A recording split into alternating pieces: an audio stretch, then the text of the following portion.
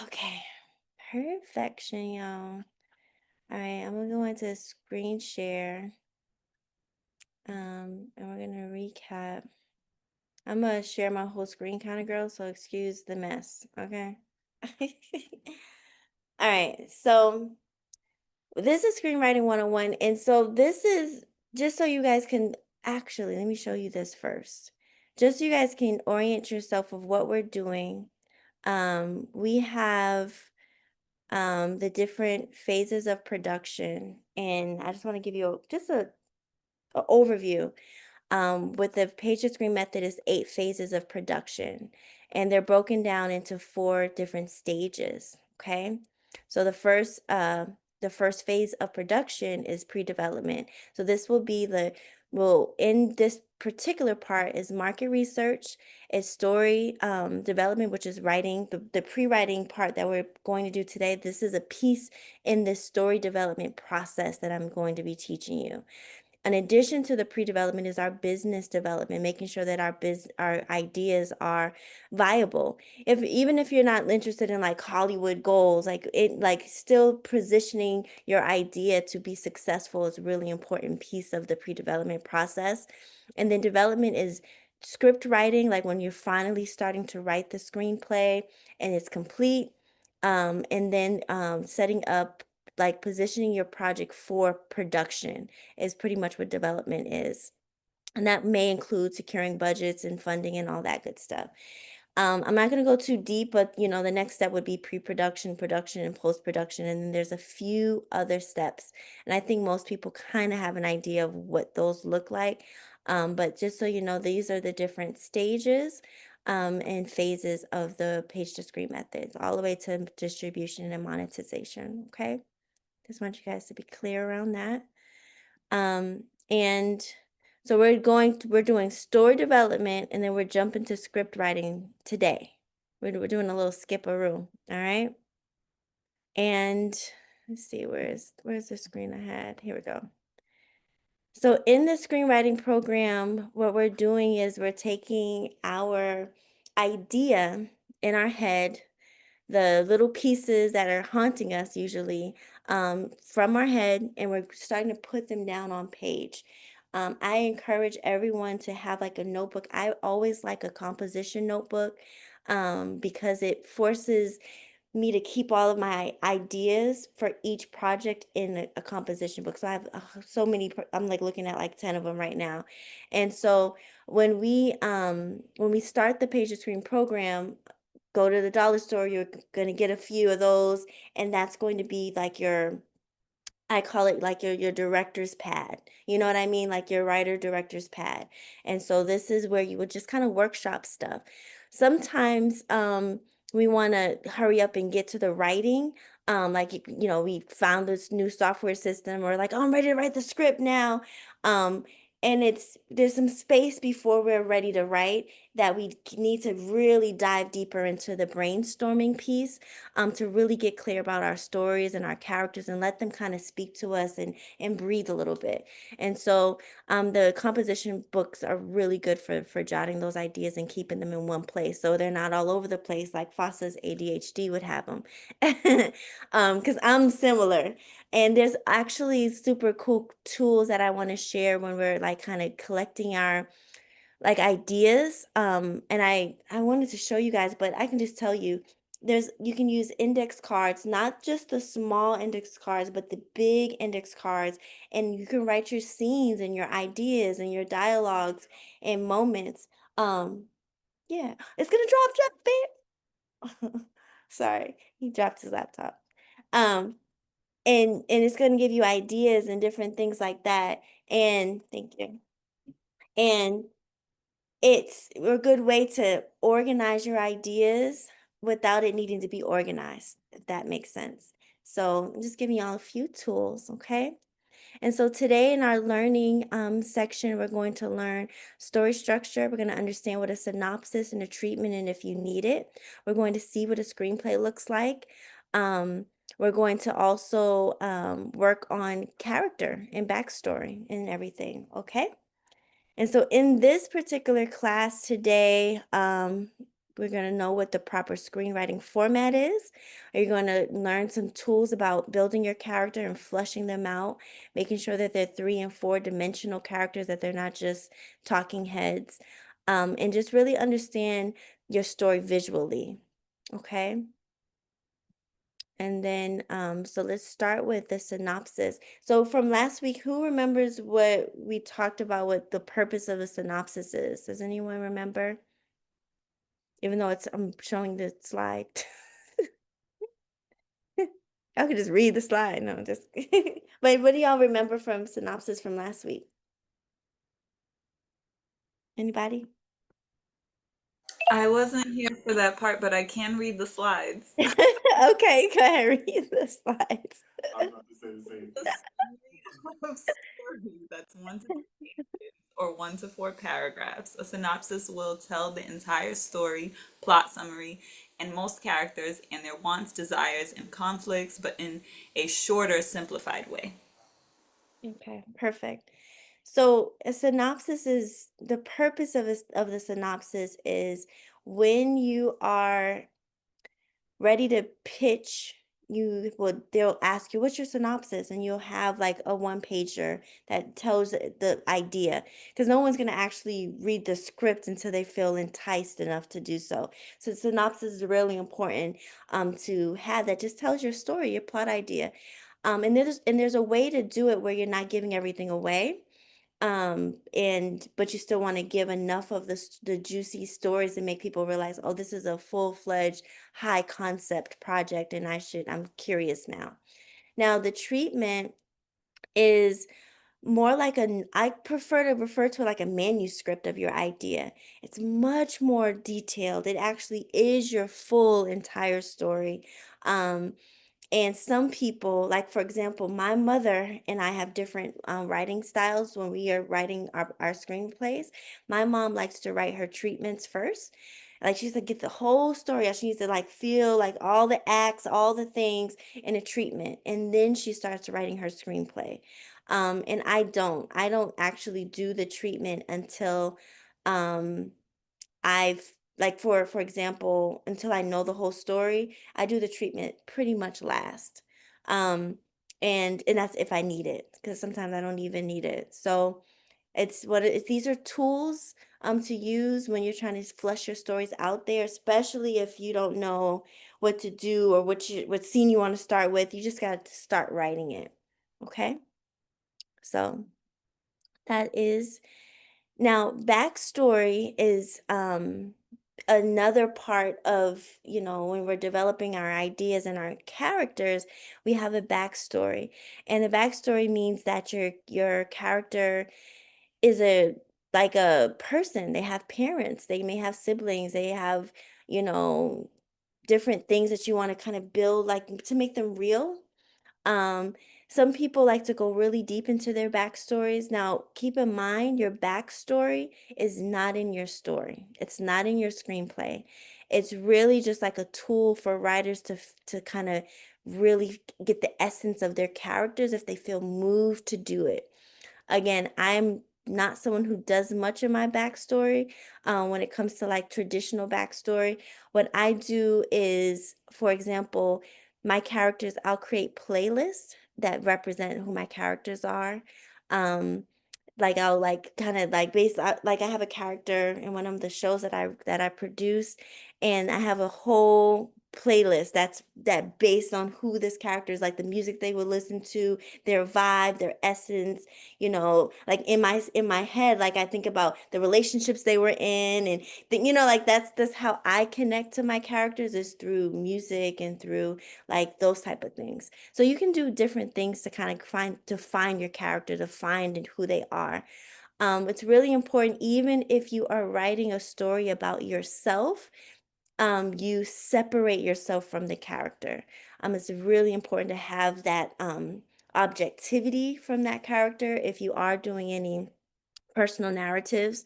And those are, there's really cool tools to kind of separate your character from yourself if you are writing from your lens.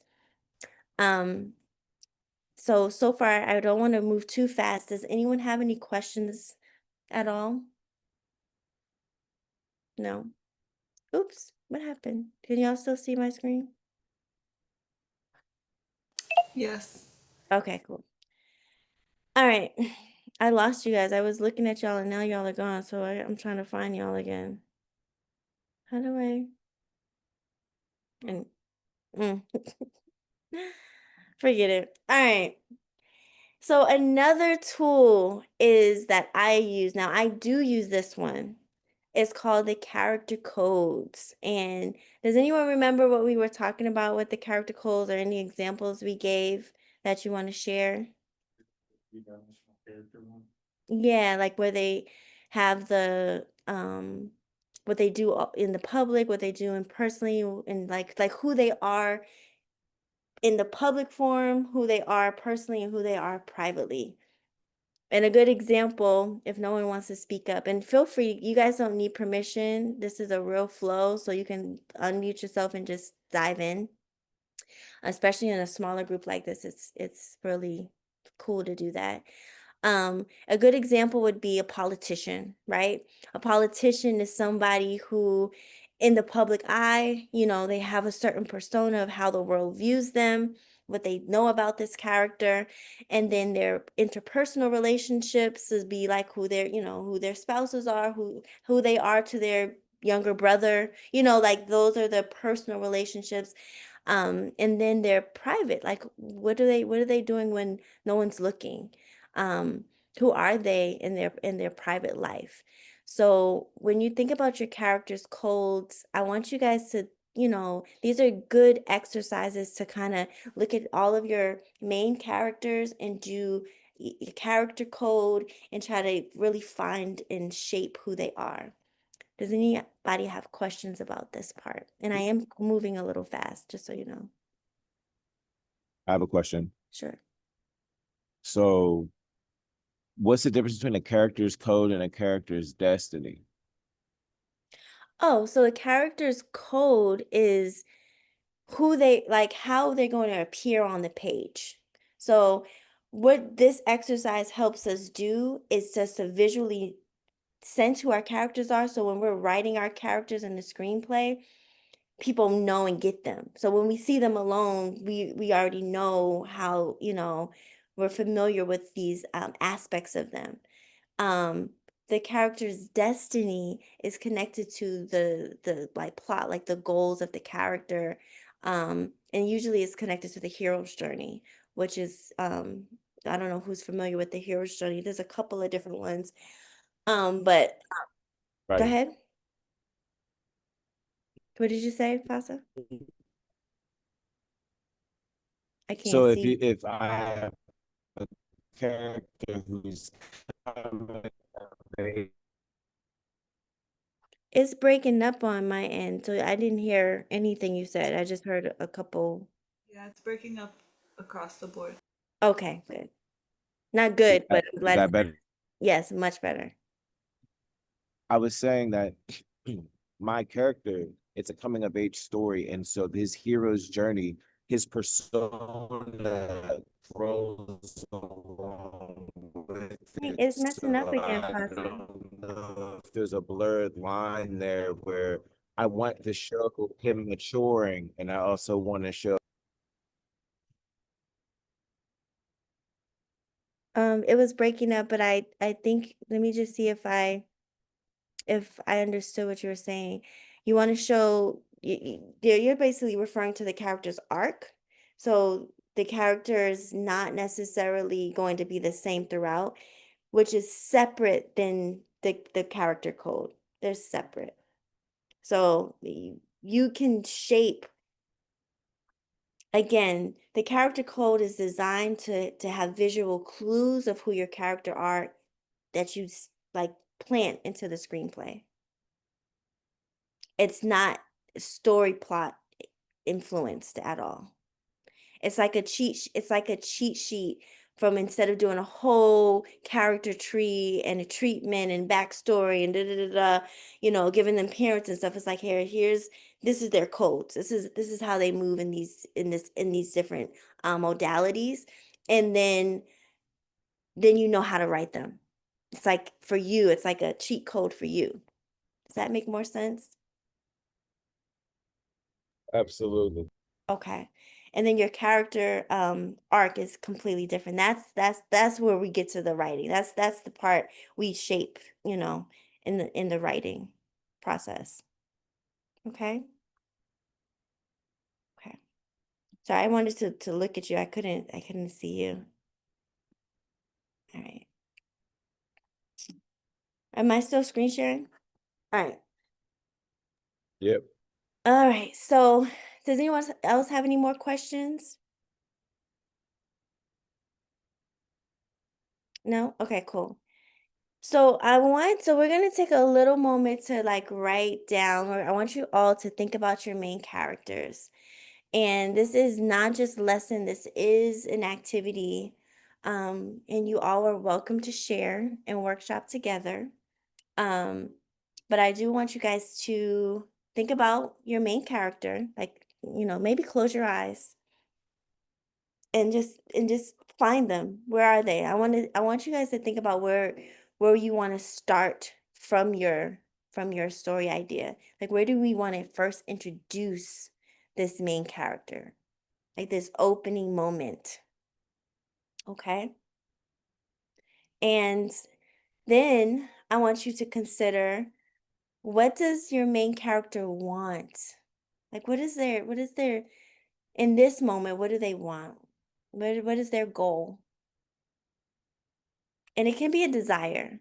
It can be internal or external. It can be they, I don't know.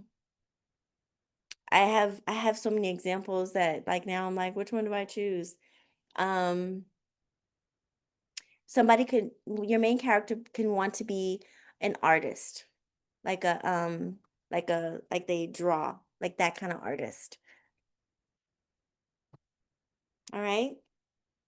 Does everyone have that figured out? And you'll have to speak because I can't actually see you guys. I don't know where. Oh, wait, I found you.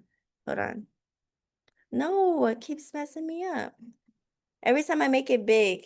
I have a question. Okay. You want me to mute so you can ask your question? Yes. So, like at the beginning of like Star Wars or I don't like Lord of the Rings, like how they have a bit of a narrative first to give some backstory on like what are we coming into? Would that count as the start of the first scene? Or does the first scene start like when the opening credits stop and the explanation stops, and then boom, we're seeing the first actual visuals of the film? That's a very good question. So the opening image is the opening to the film. So if you look at any movie, there's going to be an opening image, like something we see first that like kind of opens us up to this world.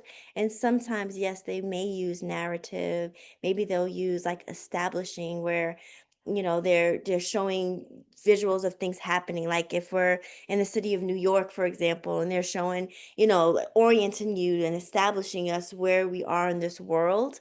um that would be like how they're that opening sequence is what we refer to it as. So it's an opening image and an opening sequence. And one of the things we're going to do in this class is we're going to watch a film and we're going to analyze it. I have a list of films that we're going to do. It's very fun. It makes you a better writer, it makes you a better storyteller. And it's like really fun to kind of break down those symbolic moments and stuff. And we're going to do different genres just so people can understand like the different aspects that you can pull from. But to answer your question, um, when you in this exercise, we're just thinking about the introduction to your main character. We're not thinking of This is not the same thing as your opening sequence or your opening image. Now, if you have ideas about that already, write those down. That's great. But for this particular part of our activity, we're just wanting to introduce the main character, and that's what it's for. And for those of you who are doing documentaries, it would be the same thing. What is the, opening, like where do you want to start the, like the thematic aspect of what the question is. You know what I mean? If we're, I don't know, the challenges of being a Black farmer. I don't know what your story is, Neff, yet. If you have ideas around that, I'd love for you to like share them with me. In this space is fine, or privately, but yeah, like it's the same thing. Like, what is it that they want? Is the same question. Okay. You, excuse me. So you mentioned earlier about separating yourself from the character. Mhm. Um, can you elaborate on that a little bit just so I can get a sense of how to do that? Of course. I'm still not sure. So you would follow the same process of thinking about who you, if it's you, I'm just assuming it's you, who you are to the public. That's the first question. Um, like, what do people just have a sense about you? Like, like when the people meet you, what do they say? What do they, what is um, what's their sense of you, right? And then you think about like who you are in your personal relationships, and you would write those things down. And then you would think about who are you in private? Like when nobody's looking, what are you doing? Right? And I mean, I know you very closely, so I'm like, I can actually visualize these things in my head, so I can give some examples where it's like in the public eye, like you get it when you're traveling and people come to you, like you have that energy, that chime. People think you're, and someone, like you're an artist. Are you like, like who are you? And so that's what you would write. And then personally, like who you are to your mom and your brother and your sisters, and like the aspects of you that, because I think you're the baby girl, so it's like there's an aspect of you being like the daughter, and and those things, and think about what those visuals would look like. And then who you are privately, like your spiritual work, the things that you do when nobody's looking, the prayers that you have. And so those start to be the visuals that we would see in your documentary, in your docuseries about, these are the images that we can capture. You entering I guess traveling on the airplane, going to the airport, going to Colombia, going to Mexico. Like these are visuals that we get to see you out in the world. And then we get to, keep finding these personal relationships and who you are to your personal families and friendships. Does that help? Does that answer your question? Yes, thank you. Of course. And then the importance of objectivity. The reason why we break it down that way is because when we write from our own lens without a sense of outside of ourselves, um, those storylines tend to be not interesting. Like, what's important? Let me explain to you. What's important to us individually is not important to the rest of the world. You ever hear someone who sit there and talk about, like, they're like, oh yeah, my Aunt Fanny from such and such went to, like, they just talk about things that you don't give a crap about because they are in their selves, in their stories, and they are unaware that no one gives a crap. So that's the purpose of making sure there's a separation, because some of the details are just not important to everyone else. It's important to us individually, but it's not important to the storytelling. And so it's really important to practice in that separation. So we're only telling the most interesting information and not all the details. Okay. On that note, just to add Hmm. another layer to it of what I'm considering, Yeah. you recommend taking like one angle that is the most interesting or the most compelling, like just as an example for like I think it's more dynamic for the public because there could be like a multi-dimensional, like there's different people who perceive me in different ways. So do Right. you recommend like focusing the narrative on one, No. so like Nope. I multi-dimensional? want the multidimensional. I want to see you in your hands in the ground as a farmer in Cabo Verde. I want to see, all of the different things that are not what is expected. We actually do want to go against the grain of what is known. Yeah, we don't want to play to, we can mention it. We can say this is how some, people view me, but this is what it really is. Like we can show the contrast, we can show the irony, but we don't want to play to it. Mm-mm.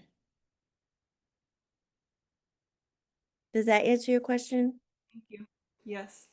Okay. All right. So did everyone think about their main character or at least one of their characters and think about what they desire? Does anybody want to share?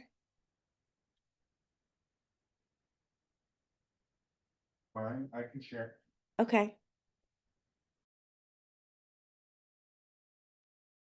Sorry, that's for my face. But um the main character I was thinking about introducing is War, and he's crazy. His desire is to just have a world of perpetual war because in his mind that's what is going to be the best for everyone. So yeah, I'm trying to think of how I want him to come in. I was thinking of like sparring, um like a sparring match, but he's being like, you're only supposed to go 70%, but he's like really like hurting the his sparring partners. And so something like that where it's just completely, you can see right away, um when he's introduced, that even the people that are his counterparts, he has no consideration for them or their well-being, because while they're sparring, he's, you know, paralyzing them and stuff. I have a question. When you say he wants war, what does that mean? Because that seems very, it's abstract and specific, but it's like what? Yeah, so the way that it goes is